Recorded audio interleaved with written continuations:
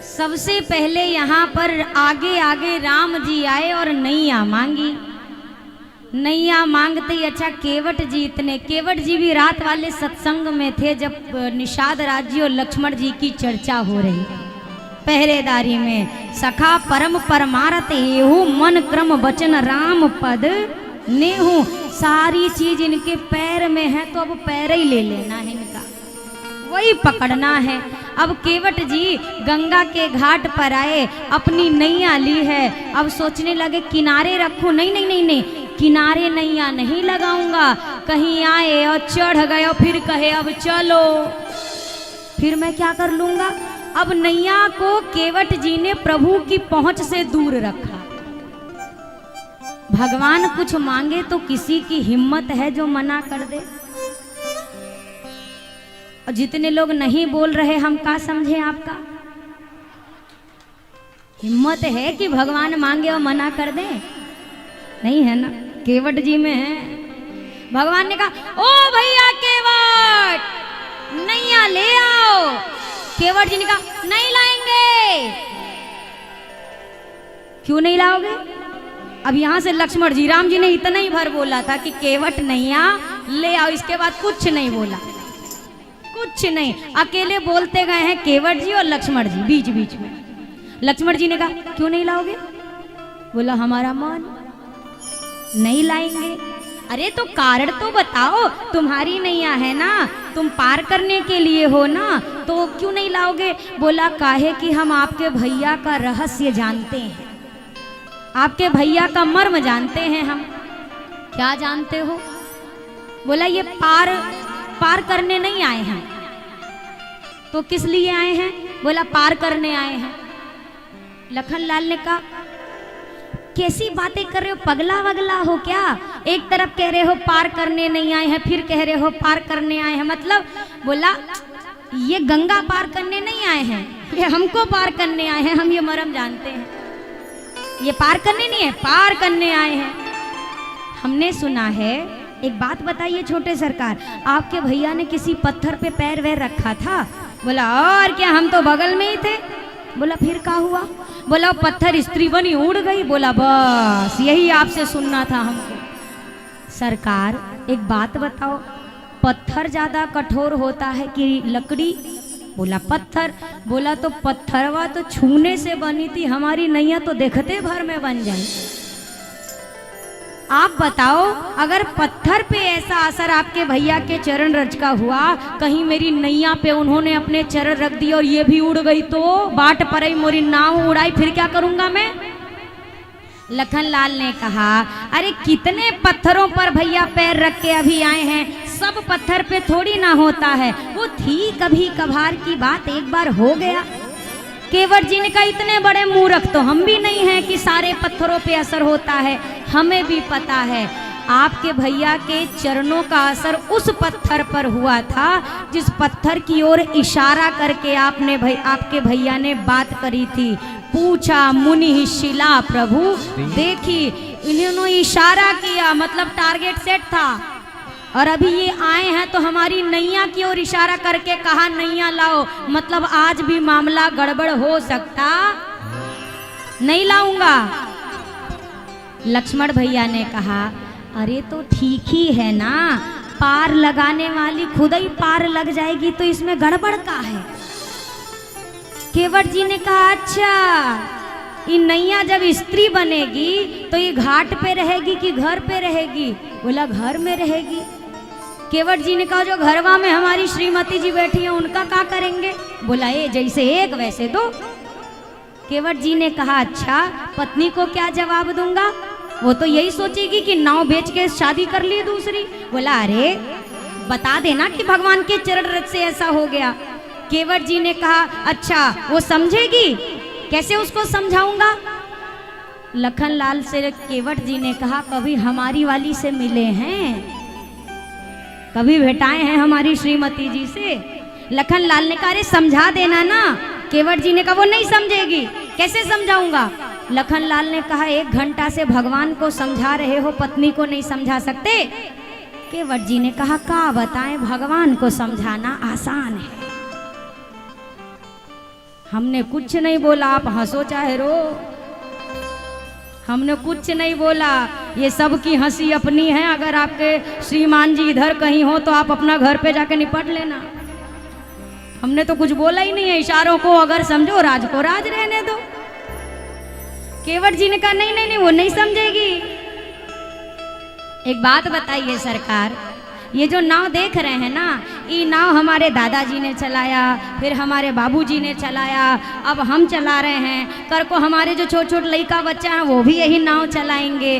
और बताओ, जो कमाई का साधन है वो चला जाए और खाने वाला एक मेंबर बढ़ जाए, ये कहाँ की समझदारी है? रोजी रोटी भी जाए। सरकार, इतना बड़ा मैं घाटा अपना नहीं करूंगा, चाहे जो हो जाए। कौन है सामने जो खड़े हैं? राघव जी, जो सामने बह रही हैं ये कौन है?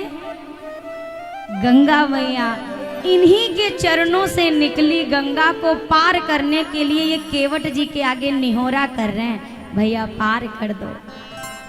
गोस्वामी जी ने लिखा, नाम अजामिल से खलकोटी अपार नदी भवगूढ़त काढ़े, जे गिरि मेरु शिला कनते हरु अरुहोई अजाकुर वारिद बाढ़े, तुलसी जे पद पंकज ते निकसी तरनी जो हरे अग गाढ़े, सो प्रभु या सरिताब तरिबे कहा मांगत नाव किनारे हैं ठाढ़े। वही भगवान किनारे होकर नैया मांग रहे हैं, जिनका नाम लेने से बड़े पापी भव सागर पार कर जाते हैं, वो भगवान गंगा पार करने के लिए नैया मांग रहे हैं। और धन्य है केवट जी, भगवान मांग रहा है और केवट जी कह रहे हैं नहीं देंगे। अभी तक केवट जी ने जय सिया राम तक नहीं किया है राम जी को।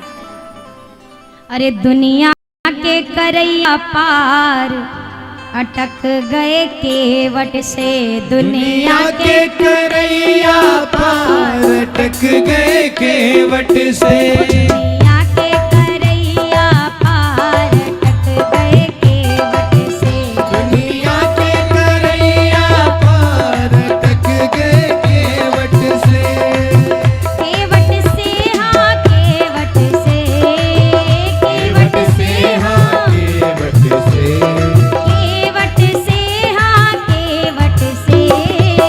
केवट से हाँ केवट से, वो सब जग के करैया पार अटक गए केवट से, सब जग के करैया पार अटक गए केवट से।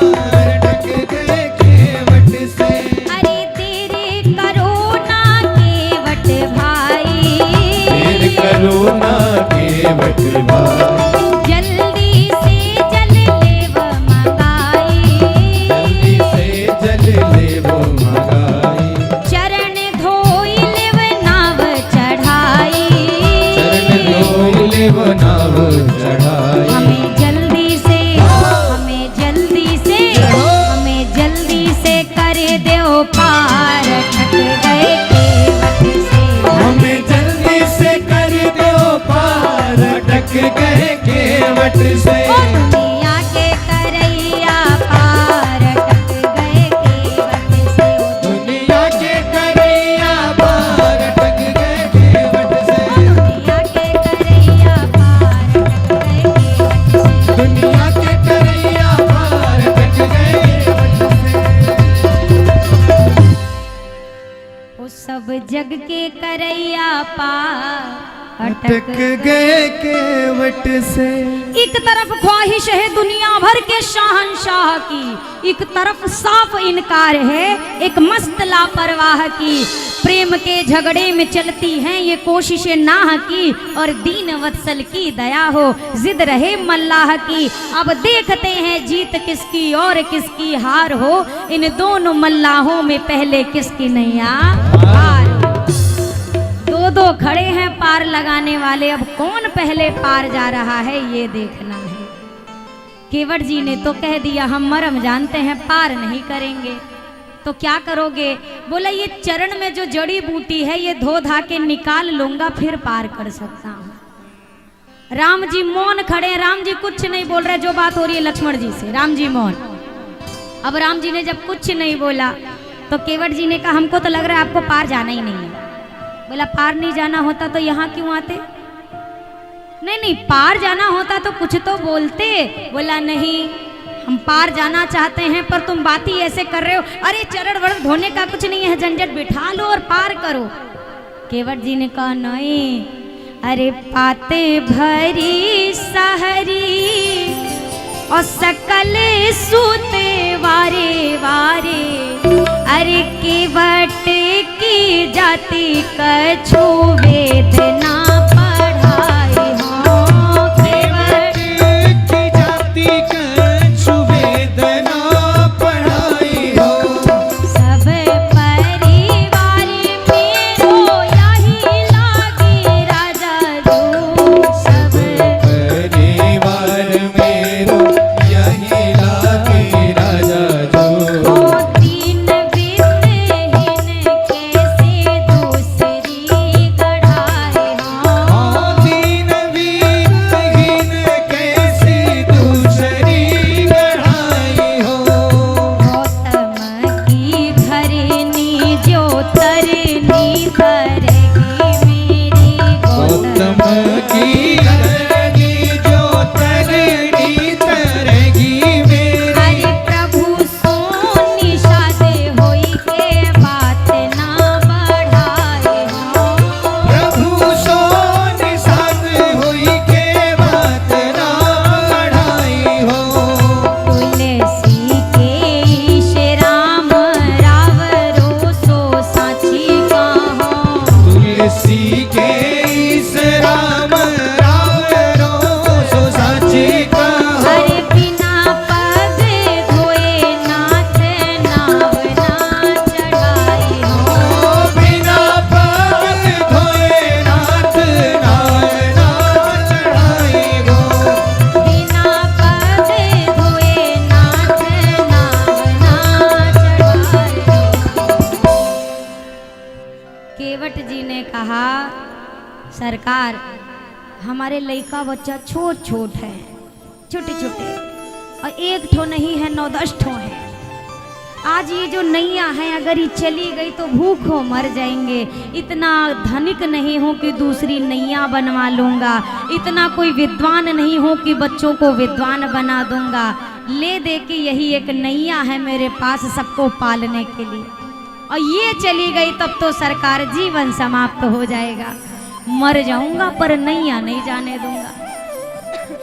राम जी मौन है और केवट जी अरे बहुत दिनन पे मिले हो दयालु आज, तो पूर्ण हमें अपनी ये इच्छा कर लेने दो। दीन और दुखारी में भिखारी जन्म जन्म का हूँ, इसी के बहाने कुछ भिक्षा कर लेने दो। अति मति मंद मैं गंवार दीनानाथ रहूं, इसी के बहाने कुछ शिक्षा कर लेने दो। काठ की ही नैया और काठ का कठौता मेरा, उड़ेगी कि नाही ये परीक्षा कर लेने दो। केवट जी ने कहा सरकार बोलिए ना क्या चाहते हैं आप। और राम जी मौन। बोला देखो सरकार, दो तरीका है पार जाने के। लक्ष्मण जी ने कहा पहला सुन चुके हैं, आप दूसरा का बताओ। पहला नहीं दूसरा क्या है? बोला यही घाट ते थोड़ी क दूर आहे, कटिलो जल था है दिखाई हो जू।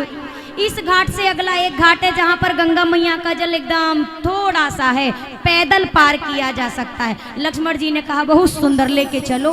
बोला अब ही नहीं, रात में। अभी नहीं। लक्ष्मण जी ने कहा अभी क्यों नहीं? बोला हम क्या इतने बड़े मूर्ख हैं, हम आपको वो शॉर्टकट रास्ता दिखा दें तो फिर कौन सा पैसेंजर हमारी नैया में बैठेगा और हमें दाम देगा? सब पैदल पैदल पार नहीं हो जाएंगे। तो रात के अंधेरे में दबे पांव पार करा दूंगा, आप बताओ मंजूर है? लक्ष्मण जी ने कहा नहीं, रात तक नहीं रुक सकते तो धुला लो, दूसरा चरण धुलाइए। अब राम जी को मौन देखकर केवट जी कहते हैं ये बोलबे नहीं करते हैं। कहा नहीं बोलते तो हैं, क्योंकि नैया तो इन्हीं ने मांगी थी, अब क्यों नहीं बोल रहे? केवट जी कहते हैं बोलने में कोनो समस्या है तो थोड़ा ऐसे ऐसे कुछ कर दो। वो बात छोटी है, सिर को हिला दीजिए। छोटी सी तो बात है, पाँव अपना प्रभु जी धुला लीजिए। और हम हैं अनपढ़े, कोई भूल हो भी गई, आप मालिक सब कुछ भुला लीजिए।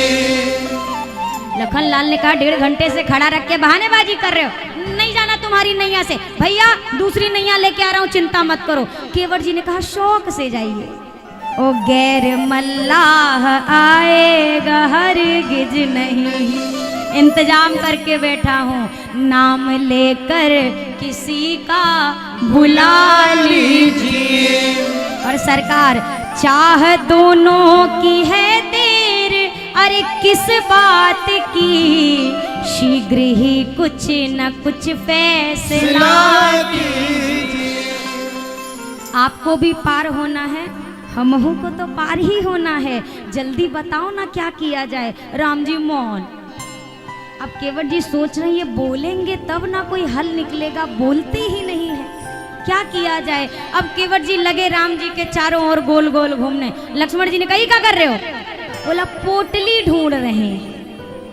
पोटली किस चीज की? वो हमने सोचा आपके भैया अयोध्या से कुछ पोटली लाए होंगे, पर हमने देख लिया हमारे ही तरह यहू ठन ठन गोपाल।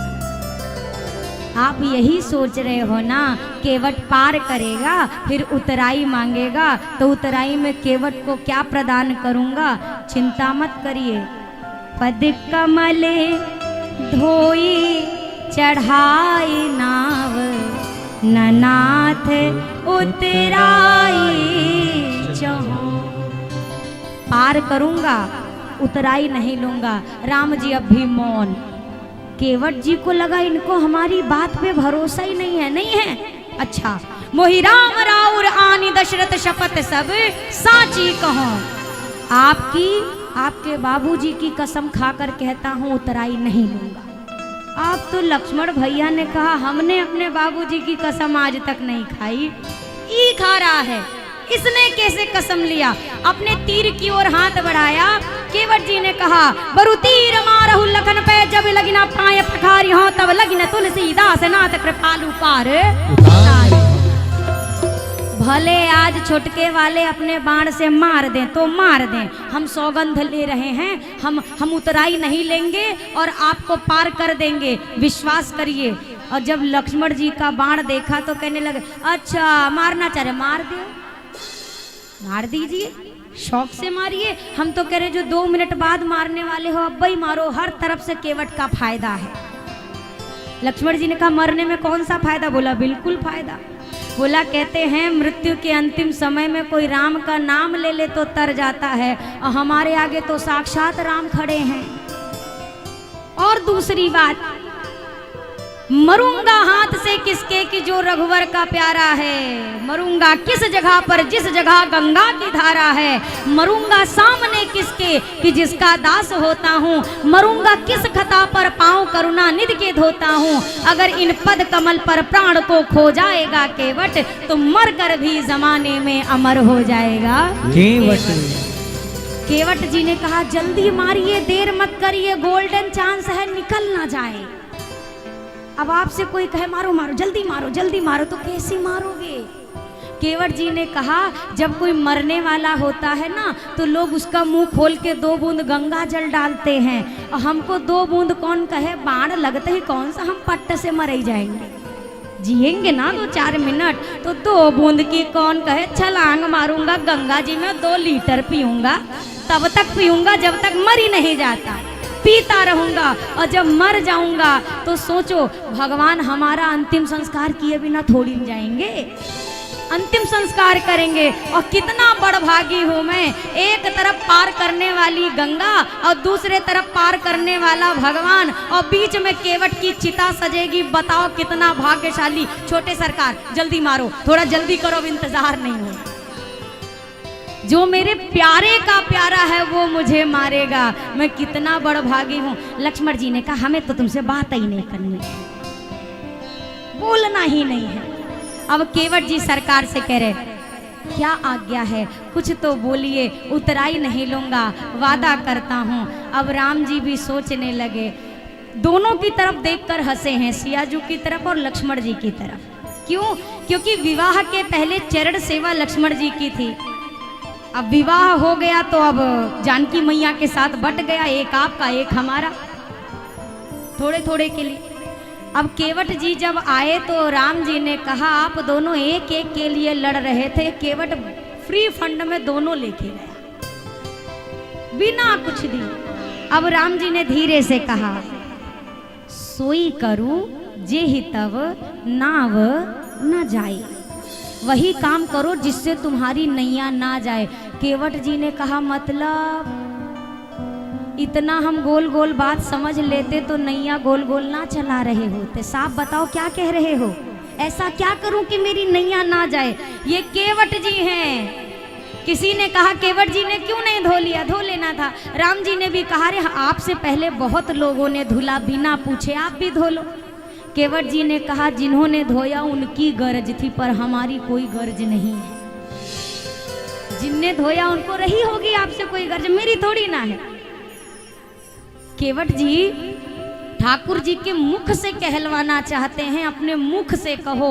मैं ये नहीं चाहता कि कल को दुनिया कहे केवट ने जबरदस्ती किया, लोग ये जाने कि मैंने कुछ नहीं कहा, इनने अपने मन से चरण धुलाया है।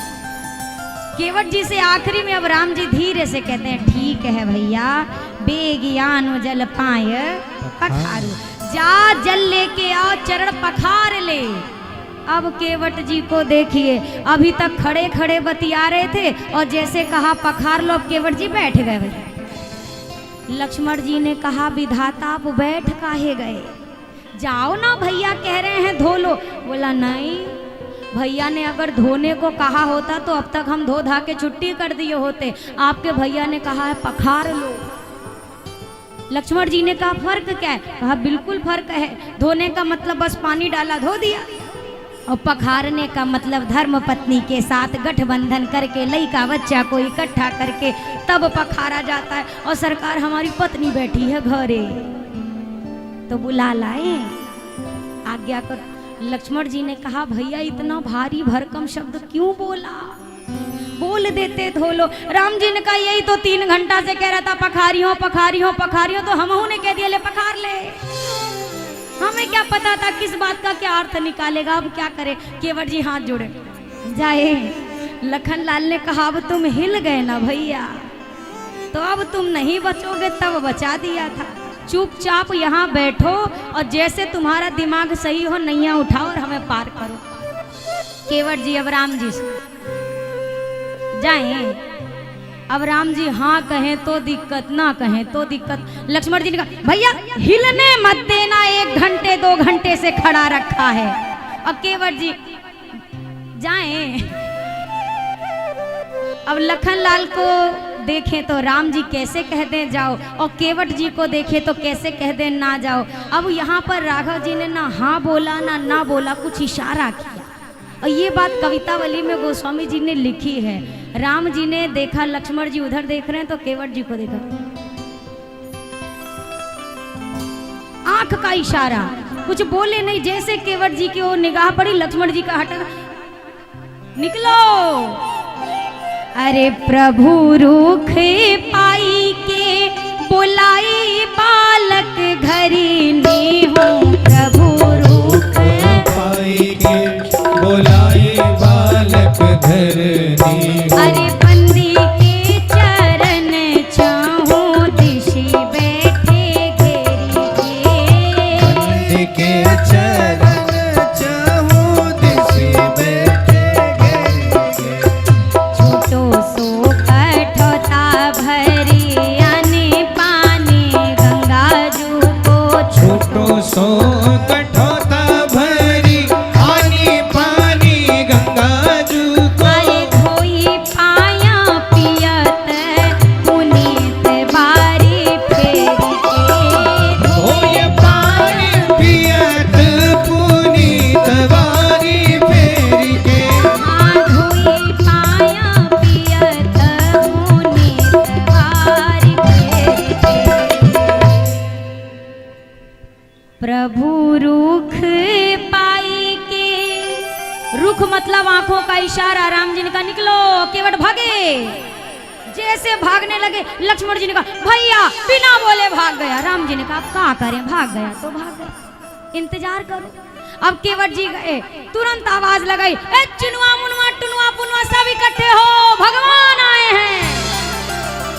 छोटे छोटे 10-12 लड़के बच्चे, कहाँ बाबूजी, कहाँ है भगवान? बोला गंगा के घाट पे भगवान खड़ा है। बच्चे भागे, भगवान आए, भगवान आए। केवट जी ने कहा पहले सुन इधर दुई ठो हैं, गोरखे के पास मत जाना, पट्ट से मारेगा। बात बात पे बाण निकालता है। हाँ, सांवले वाले के पास जाना और सुनो, घेर के चारों तरफ से उनको बैठ जाना। पत्नी ने कहा घेराबंदी क्यों? बोला 3 घंटा से खड़ा किया हूं, 1 घंटा और करूंगा। डर है बीच में उठ के चल ना दे तो घेर के बैठ जाओ। अब केवट जी ने पत्नी से कहा तू भी चल साथ में। बोला बर्तन क्या लूं? बोला तुम मत लो, मैं लेता। केवट जी सोच रहे कठौती लूं कि कठौता लूं। कठौती स्त्रीलिंग है, कठौता पुल्लिंग है। अब सोचने लगे अगर कठौती लिया तो का पता बिटिया बन जाए, ब्याह का और झंझट। कठौता लेता हूँ, ये बनेगा भी तो लड़का बनेगा, और अगर ये लड़का बना तो कल से ये नैया चलाएगा, हम सेठ जी की तरह इसे हिसाब लेंगे। अब केवट जी कठौता लेके पहुंचे। दूसरा कारण शायद ये रहा होगा, काठ का कठौता और काठ की ही नैया मेरी उड़ेगी कि ना ही ये परीक्षा करे। दोनों लकड़ी हैं, पहले इस पे ट्रायल लूंगा, अगर ये सही सलामत रही तो बड़की नैया में बिठाऊंगा, नहीं तो बिठाने वाला नहीं हूँ। अब कठौता, छोटो सो कठौता, गोस्वामी जी लिख रहे हैं छोटो सो। कितने छोटो सो कि एक बार में एक ही पैर आ सकता है। अब केवट जी लेके पहुंचे। लक्ष्मण जी ने कहा इतना छोटा बर्तन लाए हो? जान के छोटा लाया है भैया। केवट जी ने कहा क्या करे सरकार, हम तो आदमी ही छोटे हैं। छोटे आदमी का घर छोटा, लड़का बच्चा छोटे, परिवार सब छोटे ही, बर्तन भी छोटे। आज गंगा मैया इतनी आनंदित हुए, केवट जी को बार बार धन्यवाद करती हैं। हे केवट जी, एक ब्रह्मा हुए, एक शंकर हुए, जिन्होंने मुझे इनके चरणों से दूर कर दिया। धन्य हो आप जिसने आज मुझे पुनः उन चरणों से लाकर जोड़ दिया जहां से मैं निकली। धोने लगे, मन में अति आनंद उमगी अनुरागा। मन के भीतर इतना अनुराग है, चरण धो रहे हैं। तब तक लक्ष्मण जी ने कहा वाह केवट जी, बड़े भाव से केवट चरण धो रहे हो, इतना भाव। केवट जी ने कहा हम भाव से नहीं, हम नाव के लिए चरण धो रहे हैं, भाव से हमारा कोनो लेना देना नहीं है। चरण धोया, जितना चरणामृत था उठाया, एक बार में गटागट पी गए, एक बार में सारा पी लिया। अब लक्ष्मण जी ने कहा हो गया ना, अब चलो बिठाओ। बोला इसे कैसे बिठाओ, जो हमारा छोट छोट लड़का बच्चा चुनुआ मुनुआ हैं, इनको कौन देगा, इनको भी तो चरणामृत चाहिए। फिर से धोऊंगा।